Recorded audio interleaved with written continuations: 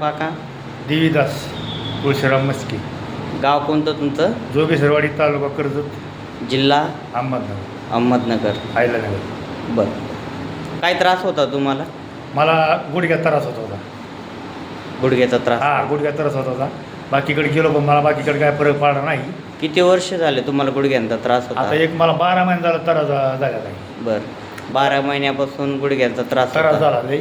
पहिले कामं केली पण लई, आता एवढ्यात लई त्रास झाला. त्यामुळे मी दुसरं दवाखाने केलं. पण त्या दवाखान्यात मी मला काय पैसे जाऊन फरक नाही पडला.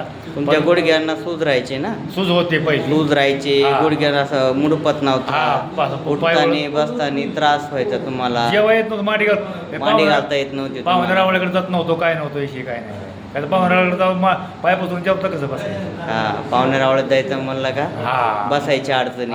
त्यामुळे पाहुण्यारावळ्याकडे जात नव्हतं, गेलो नाही. बरं, इथं आले तुम्ही, आयुर्वेदिक औषध घेतलं.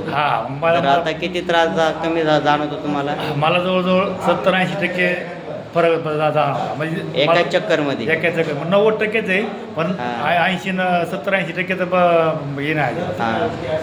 म्हणजे आता तुम्हाला मांडी घालून बसता येत? मांडी घालून बसतो मी, अडचणच नाही मला काय. आता सगळे शेतातले काम करता येते, उठता येतंय, बसता येतंय. काल हिरबलदाऱ्या होतो, परवाची हिरबलदाऱ्या होतो. आज सगळे येते, मग तुम्हाला काल फोन केला की बाबा तुम्ही आहेत का म्हणून. मग तेव्हा मग सकाळी बरोबर, निघालो. समाधानी आहेत? समाधानी, एकदम आनंद येते.